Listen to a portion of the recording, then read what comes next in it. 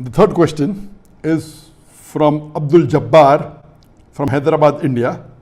I completely agree with your reply given in the previous session that Muslims must not migrate from Muslim countries to non-Muslim countries for a better living. I also agree with most part of your reply regarding Muslim living in non-Muslim countries, especially Western countries, should mostly migrate to a Muslim country. What are your views regarding Muslims living in India, since India was previously ruled by Muslims? And I would like to thank Brother Abdul Jabbar for asking this question. He's referring to the reply I gave in my last session, where a person asked that, is it permissible for a Muslim to migrate from Muslim country to a non-Muslim country for a better living? And I will just repeat in short, and I said it is not permissible for a Muslim to migrate from a Muslim country to a non-Muslim country for a better living, unless it is for education. He can do for that couple of years of education and come back, or if he wants to do dawah and he wants to become a full-time da'i, going as a da'i and giving dawah in a non-Muslim country is permissible, but for no other reason, for a better living or so that you can get more money or you can have a luxurious life, besides these two reasons, for a better living or anything else, it is not permissible for Muslims to leave a Muslim country and go to a non-Muslim country, especially referring to the Western country. And then I went further to say that the verse of the Quran, of Surah Nisa, chapter number 4, verse number 97, where Allah subhanahu wa ta'ala says that the angel comes to take the life of the person who had died in sin, that how was your state? And he said that we were weak and oppressed. Then the angel replies that the earth of Allah subhanahu wa ta'ala is vast, so why didn't you migrate? And those who do not do that, Allah says, they will go to hell and their refuge will be evil. So based on this, there are three options for a Muslim living in a non-Muslim country. And I gave the reply that Muslim living in non-Muslim countries, especially referring to the Western countries, that if they cannot live openly, declaring themselves to be Muslims, or cannot practice some of the Islamic aspects, or they cannot practice most of it or some of it, it becomes further for them to migrate to Muslim land. The second category, those Muslims living in a non-Muslim country where they can freely practice Islam and they have no problem at all, and they can call themselves Muslims, they can do all the fara'id, there's no restriction at all. I don't know any such country. There may be parts of some country, but as a whole I don't know. Some countries may be better than the others, but if such a situation is there, then it is not compulsory for them to migrate to a Muslim country, it is mustahab. That means they can stay, but yet better is to migrate. And the third condition is if the Muslim is oppressed or they are weak or they cannot migrate, then Allah will forgive them. This was my answer of three categories. But now the brothers posed the question, what about India?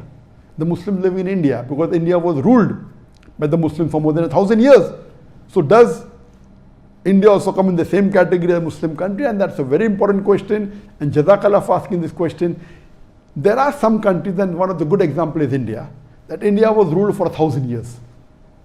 And the population of India, approximately more than 1/3, about 40% of them were Muslims. Then the Britishers come, and they come saying that they don't do business, but they want to control India. They started ruling India, and then when they left, they created a division amongst the Indians who were living very peacefully. Even though the Muslims ruled India for about 1,000 years, the Mughal, if the Muslim rulers would have forced the non-Muslim to accept Islam, there would not have been any non-Muslims alive in India. Many accepted Islam because they liked Islam. Many people remained as non-Muslims, and there was no problem. But the Britishers, they had a policy of divide and rule. So when they left, they divided India into three parts, and they divided the Muslims especially, and 1/3 of the Muslims went to Pakistan, 1/3 went in India, 1/3 went to Bangladesh. They didn't give one country, they gave two countries, and Bangladesh and Pakistan, which was known West Pakistan, East Pakistan, they split. So now Muslims are divided into three. In India, a little bit more than 1/3 remained, maybe about 37, 38, 39% remained in India. 1/3 went to Pakistan, about 33%. Less than 1/3 went to Bangladesh, about 29, 30%. But if you add all together, Muslims are 40%. Now when partition took place, India declared itself to be a secular country. It didn't declare itself to be a Hindu country. And when the constitution was laid down, it had a special rule It was a secular country, and it said that any citizen of India following any religion, that law of that religion will apply as far as civil cases are concerned. So if Muslims are living in India, they had a separate law, and today also they have, known as the Muslim personal law. The Christian have their Christian law. The Hindus, they have their Hindu law. So when this was drafted, it gave permission for all the religions to practice their religion freely. All the citizens of India. India was not at all a Hindu country, and even today it is not. It is a secular country, it is a democratic country, and it said that any citizen of India, whichever religion he belongs to, can live here peacefully. So based on that, India is a unique case in the world where Muslims ruled for 1,000 years. And today also, according to me, the majority of Muslims in any country in the world, number one is India. Though statistic-wise it says number one is Indonesia, about 220, 230 million Muslims. Number two is India, some about 200 million. Some people say that it is Pakistan, about 202 million. And third is Pakistan. Some say second is Pakistan, third is India, and then fourth is Bangladesh. According to me, the Indian government doesn't declare the correct number of Muslims. They don't count many millions of Muslims in Assam, etc. I feel, according to me, minimum Muslims would be 250 to 300 million today. So according to me, the country which has maximum number of Muslims living in any part of the world, number one is India, then is Indonesia, then is Pakistan. The number of Muslims in India would be minimum 250 million, can even go up to 300 million.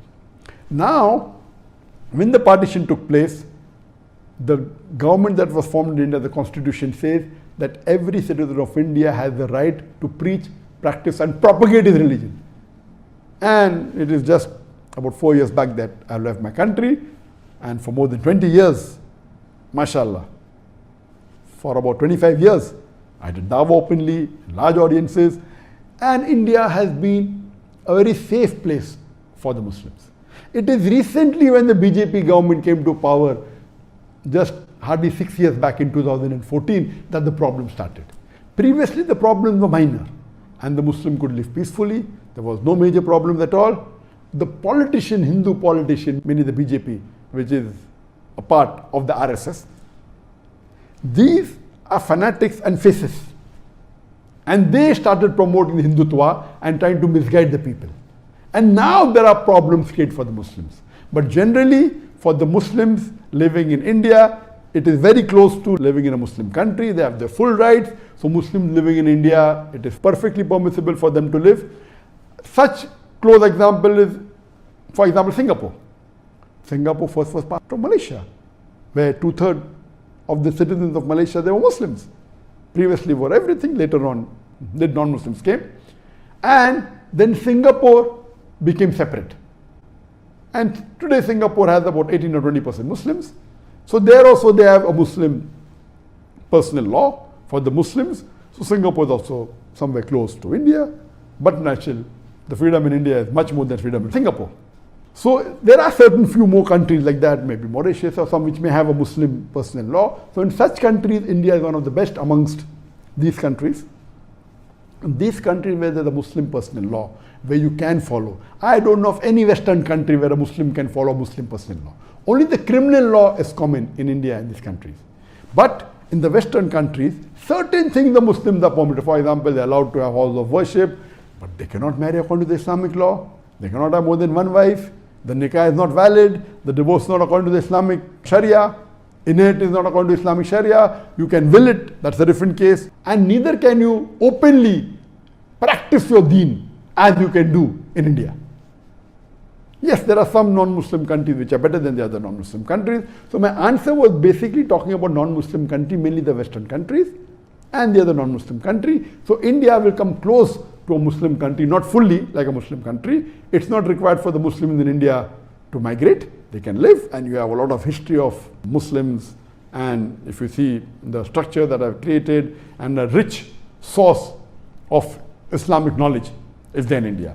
So but natural, Jazakallah for asking the question. This is a different case altogether, like in India and other few countries of the world. Hope that answers the question.